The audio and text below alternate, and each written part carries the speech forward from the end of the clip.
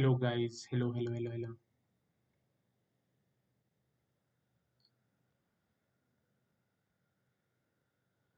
Hello guys and welcome back to another video on Perceptron Career. So in today's video, we are going to look at the 12th question, which is basically on determinants, and this is a part of the matrix topic. So earlier in the videos, we have solved till the second question of the matrix chapter, and before that we have also solved the vectors chapter completely. So in this particular video we are going to deal with the third question, which is what does determinant of a matrix represents. Okay, so let's start with the question. So the question is very simple and straightforward. The question says, what does determinant of a matrix represents? So in short, we just have to tell the interviewer what is the physical meaning of the determinant of a matrix. So you must be very much aware of, like, if I have a matrix 2 comma 3 1 comma 2, so definitely you can, if this is a matrix A, so you can go forward and calculate the value of determinant of this matrix. Let's say, for example, the determinant of the matrix is X. So what does this X value represent physically, or what is the meaning of this X? This X can be anything, right? It can be 5, 10, based on the matrix. It can be anything. So what is the difference between X equal to 5 or X equal to 10? So that is the whole fundamental understanding of this question. Okay. So once we have understood the question, what is the question all about? Let's dive into the solution. Okay, for the solution, I have created a map kind of a thing so that we can have a better understanding of what does determinant actually represents. So in very short, determinant of a matrix basically represents two things. The first thing being the scaling factor. Other thing what it represents is the invertibility of a matrix. This is the second thing. Okay, so in our previous video, we have seen that whenever you multiply a vector by a matrix, basically what you do is you do a linear transformation of that vector. So from a given vector space, you transform the vector into some other vector space. And the whole procedure is that you basically change the orientation or the geometry of the vector space, and the given vector also changes accordingly. Okay, so now let us focus on the very first point, which is the scaling factor.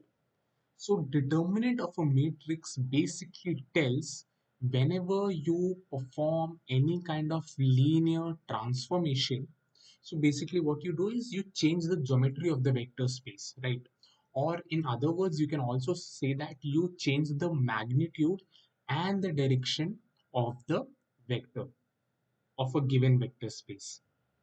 So scaling factor or the determinant basically means by what amount is your area or volume going to scale when you are performing a linear transformation.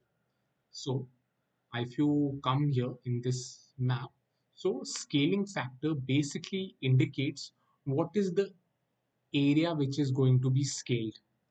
Initially, if the area was X and you perform a linear transformation on this given vector space, so in our new vector space, the area would be 2x if the determinant is 2.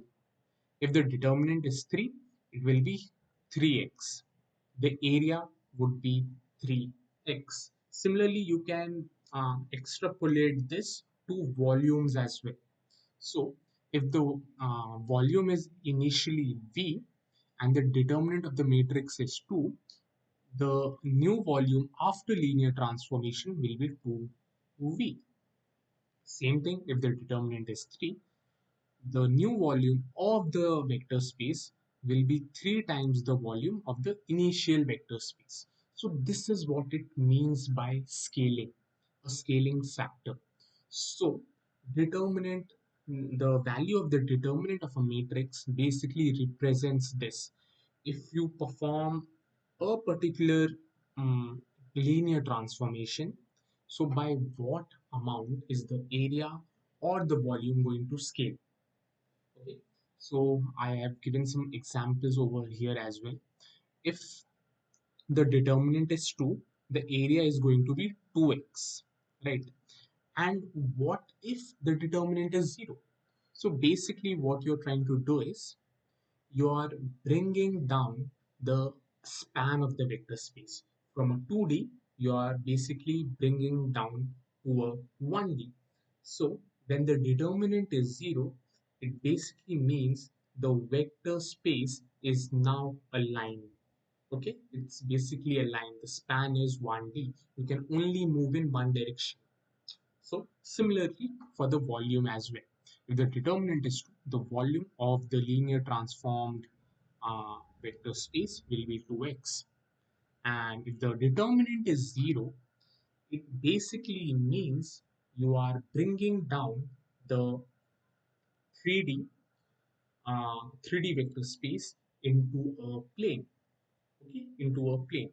Okay, so that what it means by having determinant 0. Okay, this was the first factor, what it represents. Okay, the first thing was it represents scaling factor. And what is the second thing it represents? The second thing it represents is the invertibility of a matrix. So what do you mean by that? So basically, using this determinant, if the determinant is 0, it basically means that the given matrix does not have an inverse. Matrix is singular, it is not invertible. Okay, if the determinant is 0, it basically means the matrix is singular and it is not invertible, and the inverse does not exist. In simple words, this basically means inverse does not exist. Okay, it basically means that. Okay. Now, what do you mean when the determinant is not 0? I am really sorry, it should be not equal to 0. So, whenever you have a non-zero determinant value, for example, 2, 3, or something like that, other than 0, it basically means that inverse of the matrix is existing and the matrix is invertible. Okay, the matrix is invertible. So you can have a question like, what is the real meaning of looking for a matrix that has an inverse? So in very short, you can see that you can say that if the inverse exists, and for example you take a vector v and there's a linear transformation which is done by matrix A. So you get a new vector v dash. Now, what if we want to bring v dash back to v? So in that case, what you do, you just multiply or you just transform v dash with the inverse of A, which is A dash, and you will get the vector back in the original vector space. So that is what the inverse is used for. It is used for recalculating or recalibrating the vector back to the original vector space. Okay, that's why we find inverse of a matrix, and it is used for other purposes as well. But this is one of the reasons. So, in very short, the answer to this question is the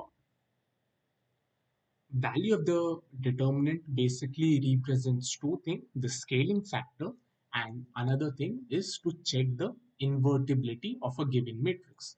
I hope this is clear. This was a very short video, and basically it was an easy question, so there was not much to explain. So I hope you get the concept behind this question, and thanks for watching the video. If you liked the video, it was informative, you can go ahead and subscribe to the channel, and see you in the next video. Bye bye.